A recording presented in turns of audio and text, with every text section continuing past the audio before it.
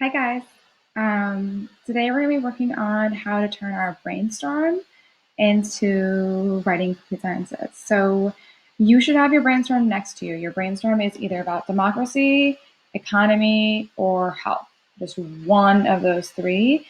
We should prepare to discuss evidence from two of the four nations we've talked about. So either Mexico, Nigeria, China, or Palestine, Israel. But you only have to watch two of those. And then I want to show you some of the things that I have open in case that helps you to have them also prepared when you're starting to write.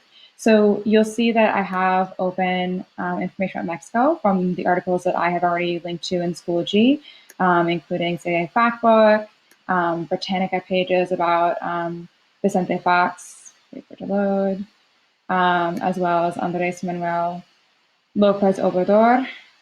And then also there's some things that we just did videos on, so you want to make sure that you have notes on them available. So you can make sure that you have your notes, like your whole binder available to you, and you want to have your notes on the Zapatistas. Maybe you want to have your notes on Nigeria, human rights, and art, and you have a timeline there. And I'm also going to be talking about China, so I want to have my Tiananmen Square notes open. Obviously, these are the nations that I'm focusing on, so it might shift and change based on your topics, and you'll have more of the notes on economy or health. And maybe if you're focusing on Palestine, Israel, then you have assignments from that week open as well. You want to open up a Google document. Make sure you give it a title. So I'm calling mine Democracy Essay. Yours might be Economy or Health, and then put your name afterwards. You'll see I have my heading here.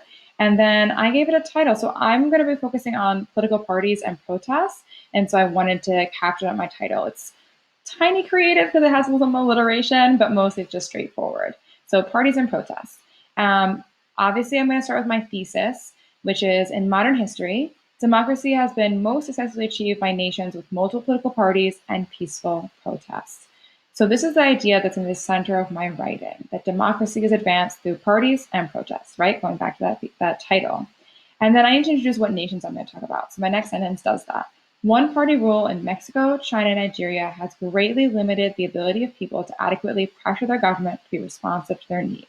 Okay, so the reader knows to expect evidence from Mexico, China, and Nigeria, and that's why I have these tabs open so I can help myself to get that evidence. I'm going to start with Mexico. That's the one I'm going to talk about the most, which is why I have the most tabs open for it. It's the country I feel the most comfortable with. In Mexico, the PRI held federal control for almost a century. Now, if I wanted to, I could go back to this page and scroll down and add some exact dates. But what I really want to focus on here is getting my ideas on the page. So I'm not going to do that yet.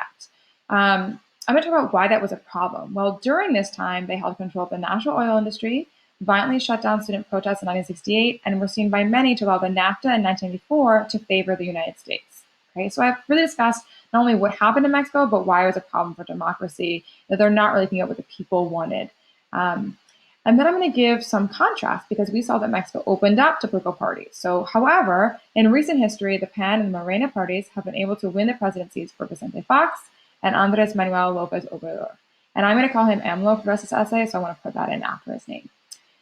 Let me give some specifics. So in 2000, Vicente Fox attempted to forge new partnerships with the United States and the Zapatista protest group that demanded greater self-control. So I'm talking about how they're being responsive now to people in Chiapas. In 2018, AMLO pledged to address corruption, inequality, and violence, right? So he's addressing some of these that are the people's concerns. Now, I've really done a pretty in-depth look at political parties, what happens when there's only one, and how it can be better when there's more than one. And now I need to address the second part of my thesis, protest. So with this sentence, I try to shift gears.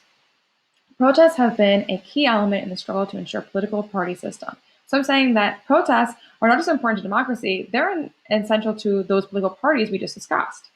Mexico now allows greater protests in the recent Un Día Sin Nosotras in 2020 against femicide, right? So this is tying back this idea about protests, but it's also talking about how this transition to multiple political parties has been allowing more protests.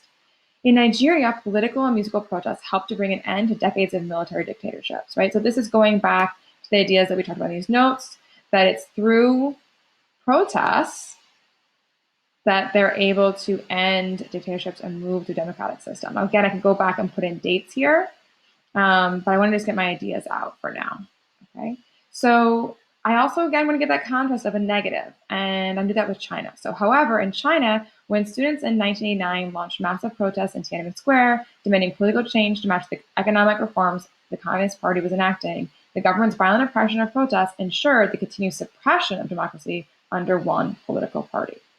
Okay, so now I've got a ton of evidence. I've covered Mexico, Nigeria, and China. I've addressed positives and negatives, and I've really given a lot of depth to my considerations.